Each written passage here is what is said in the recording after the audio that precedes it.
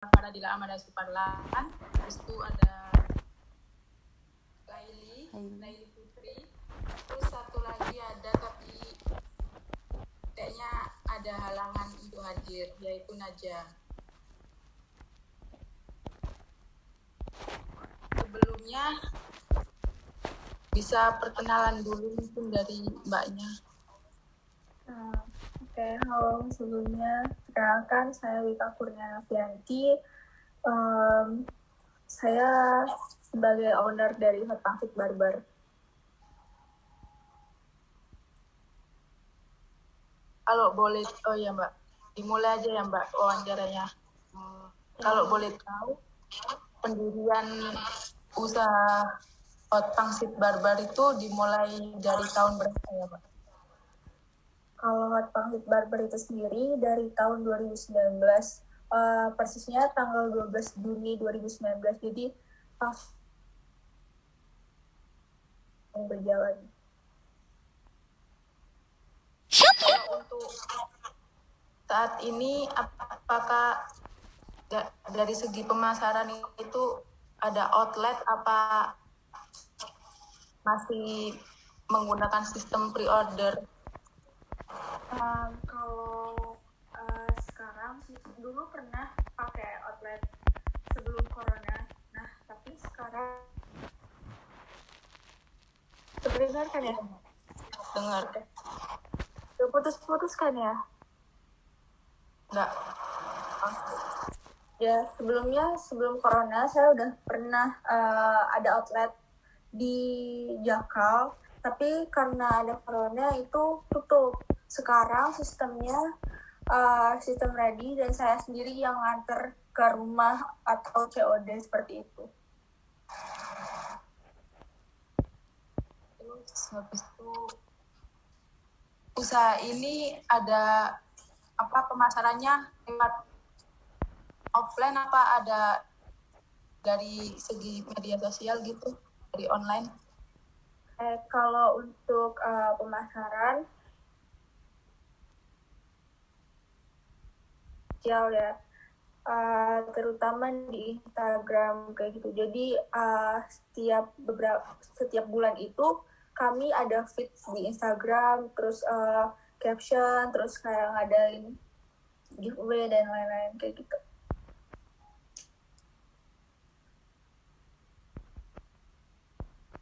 Proses pembuatannya sendiri itu bagaimana? Ini proses pembuatan Hot Pangsit Barbernya atau proses saya mengirimkan atau seperti apa? Untuk proses ini pembuatan. Oke. Kalau untuk proses pembuatan itu sendiri, saya memang benar-benar saya semua yang buat, dari mulai buat kulit pangsitnya, terus kemudian isi pangsitnya, ada yang varian ayam, ada yang varian bakso, ada yang varian sosis. Nah, kemudian pangsit itu digoreng, kemudian diberi bumbu sesuai level, karena saya ngejualnya ada level-level tertentu kayak gitu, sesuai dengan apa yang dipesan sama customernya, seperti itu. Apakah untuk saat ini ada pesaing bisnis yang menjadi pesaing atau rival dalam bisnis mbaknya untuk saat ini? Kalau untuk Hot Pangsit itu sangat jarang ya. Nah, kalau untuk saat ini saya, karena dibilang Hot Pangsit Barber ini belum segede itu gitu loh, masih UMKM yang kecil, jadi ya mungkin belum merasa, kecuali kalau saya itu bukannya di Jambi, karena Hot Pangsit ini sendiri banyaknya itu di Jambi. Barber ini Hot Pangsit itu sendiri jarang, bahkan saya sendiri tidak menemukan. Nah, maka dari itu insya Allah kedepannya akan buka outlet lagi kayak gitu. Lalu untuk inovasi produk ini apakah ada inovasi produk dari tahun ke tahun? Alhamdulillah. Alhamdulillah udah ada perkembangan ya. Awalnya itu saya sosial. Nah, terus karena corona itu hadirnya corona itu jadi mengubah lagi sistem jadi pre-order, kayak adaptasi lagi di situ kayak gimana caranya sistem pre-order dan lain-lain. Nah, untuk tahun sekarang saya mulai aktif karena ada kerjasama dengan agensi juga. Nah, jadi sosial terus makin banyak promo-promo menariknya seperti itu. Lalu untuk lokasi yang seperti apa, Mbak? Kalau untuk lokasi sendiri,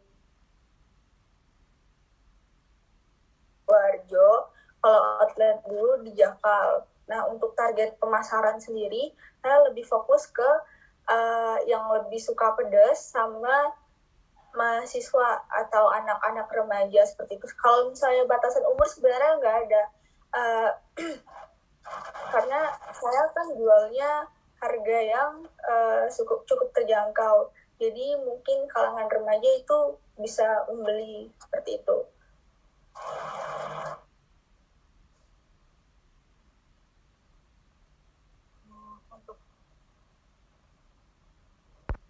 Bisa lanjut, siapa tahu ada pertanyaan. Oke, aku mau lanjut ini ya, kasih pertanyaan kayak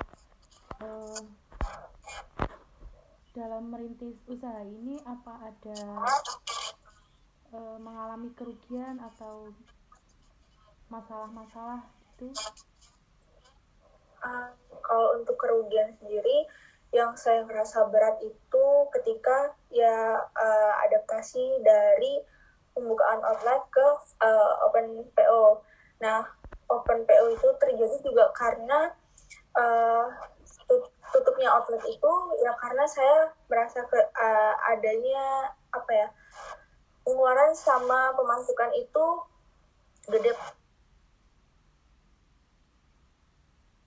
Maka dari itu saya memutuskan untuk ya udah tutup aja outletnya dan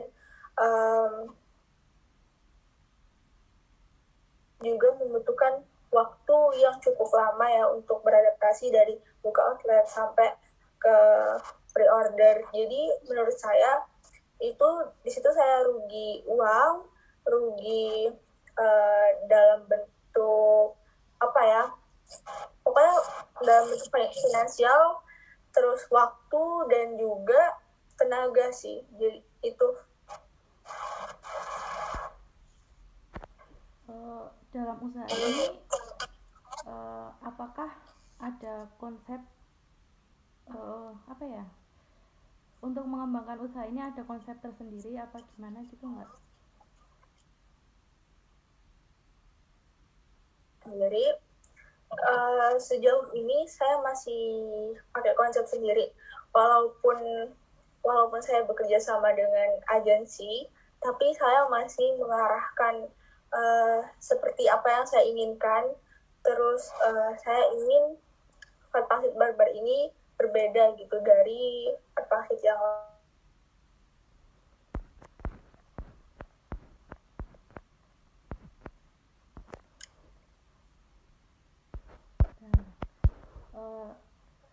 selain itu apakah ada keinginan untuk lebih ngembangin usaha ini atau enggak? Kalau untuk keinginan sendiri sih ada ya.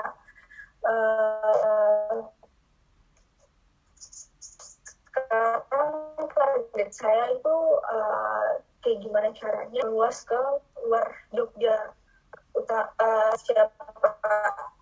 Saya ingin juga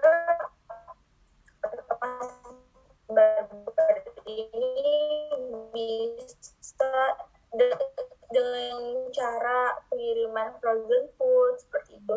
Jadi kalau ditanya untuk keinginan pengembangan Hotpah Barbar, tentu saja ingin seperti itu.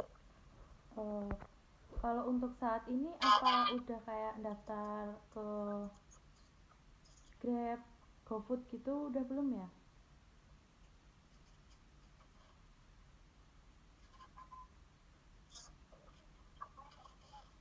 Kalau untuk Grab, tapi untuk sekarang bisa dibilang customer atau pembeli itu tidak banyak seperti buka outlet di Jakal kemarin. Jadi saya belum buka lagi Grab seperti itu. Jadi pernah, tapi sekarang lagi enggak kayak gitu. Udah dulu apa Far? Apa mau lagi apa yang tanyain?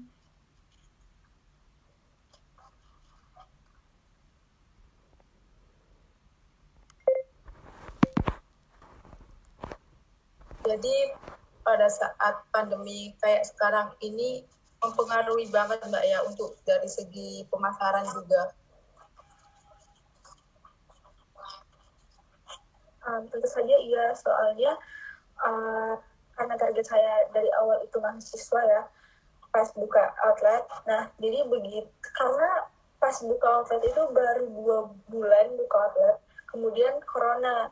Jadi menurut saya itu sangat-sangat mempengaruhi sekali. Baru saja buka, terus tutup karena corona kan, jadi kayak benar-benar bingung kayak gitu kan. Jadi ya untuk pemasarannya sekarang memang harus itu harus rajin juga buat promo atau giveaway seperti itu.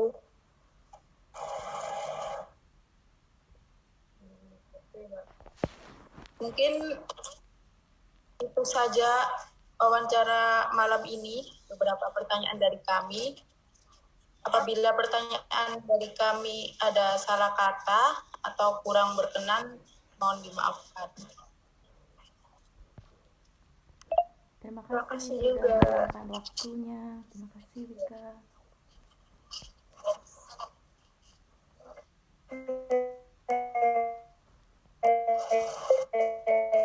Semangat.